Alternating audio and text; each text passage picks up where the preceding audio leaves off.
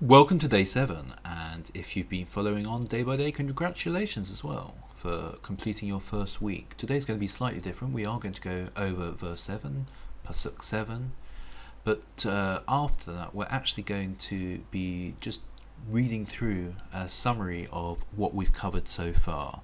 So this video probably will be around 6 to 7 minutes, which is slightly longer than usual, but I think it's a very important video. So, Genesis, Bereshit, Perek Aleph, Pasuk, Zayin. Let's go. Let's read the Hebrew. Vaya'as Elohim et harakia, v'yavdel ben hamayim asher metachat l'rakia, uven hamayim asher ma'al l'rakia, v'yihi chen.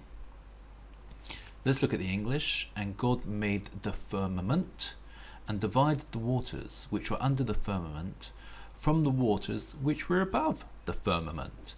Now, we spoke about this word yesterday in verse 6 when it was introduced, firmament, and we spoke it being, kind of division, and the commentary I've read actually said it was kind of arch, but I think it's what happens between the heavens and the seas. So let's go over the Hebrew slightly slower now. Vaya'as Elohim. So Elohim we know is God, and Vaya'as is made. Like in modern Hebrew you have Oseh. Vaya'as Elohim et harakia. So God made the firmament. V'yavdel, once again we're getting this word lahavdil, to make a difference, to make a division.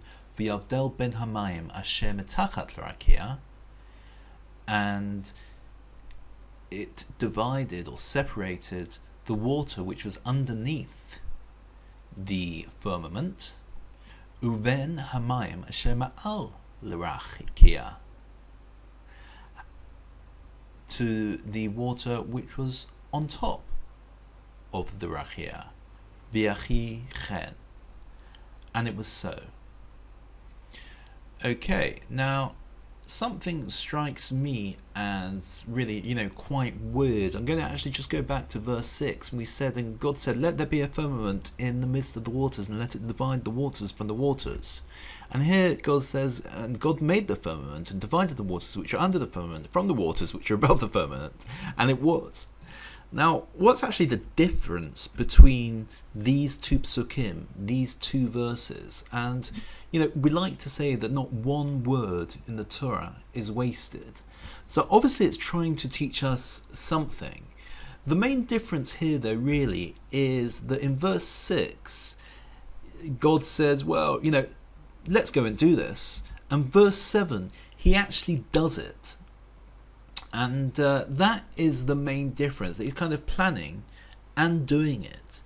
Now, I'm very interested to hear what you have to say about why the Torah feels it needs to tell us that he planned it and then he did it. Could it not just say, that he did it? And even more than that, and it's actually not in the English here, but it says v'yehi chen, and it was so. So a very, very interesting pasuk here. And one which, we could study kind of for hours and hours and hours, to see what's going on. But we're not going to, because I like to keep these videos short so that you can actually watch them and, keep interested in them as well. What I want to do now is actually just go over what we've learned so far. It's the 7th day. We've learnt in Genesis the 7th pasuk, the 7th verse. So let's just put everything into context and how we came to verse 7 as well. And we'll try and do this every 7 days or so. So in the beginning, God created the heavens and the earth. Now the earth was unformed and void, and darkness was upon the face of the deep, and the Spirit of God hovered over the face of the waters. And God said, let there be light, and there was light. And God saw the light, that it was good, and God divided the light from the darkness. And God called the light day, and the darkness he called light. And there was evening, and there was morning, one day. And God said, let there be a firmament in the midst of the waters, and let it divide the waters from the waters. And God made the firmament, and divided the waters which are under the firmament from the waters which are above the firmament. And it was so. And it's a lot more interesting if you look at everything in context. And yesterday, when we did the sixth pasuk, the sixth verse, we said it's a bit strange because we're dividing waters from waters, dividing people from people. It doesn't really mean anything.